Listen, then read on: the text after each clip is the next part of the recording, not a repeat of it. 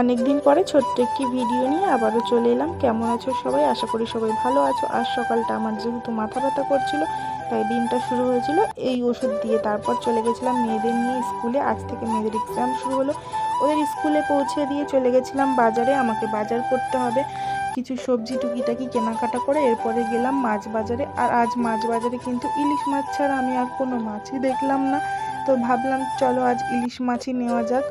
বাড়ি এসে আবার আমাকে রান্নাও করতে হবে, তো ইলিশ মাছটা না তাড়াতাড়ি রান্নাও হয়ে যায়। সঙ্গে নিয়েছি কিছুটা চিংড়ি মাছ, সেটা রান্না করা হয়নি আজকে। আর এই কাঁকড়াগুলো কে কে খাও? কাঁকড়া আমি আগে খেতাম, এখন খাই না। দেখো কি কি রান্না করেছি। ইলিশ মাছের ডিম, ইলিশ মাছ ভাজা, বেগুন ইলিশ, ওল ইলিশ। আর এই ঘুগনিটা দেখছো, এটা আমি বিকেলের জন্য করে রেখেছি একেবারে। মেয়ে বললো মা একটু ডিম ভাজা খাবো, মেয়েদেরকে ওদের একটু ডিম ভাজা করে দিলাম। তারপরে আমি আমার ঘন্টু রানীর সাথে একটু খেলা করছিলাম।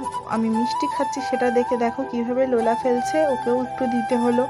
আর এইটা ওর নতুন একটা খেলনা, সেটা নিয়ে প্রচুর খেলে, কিন্তু যখনই ভিডিও অন করেছি তখন সে আর বাবু খেলছে না, সব বোঝে। কেমন লাগলো অবশ্যই জানিও। অনেক অনেক ভালোবাসা সবার জন্য।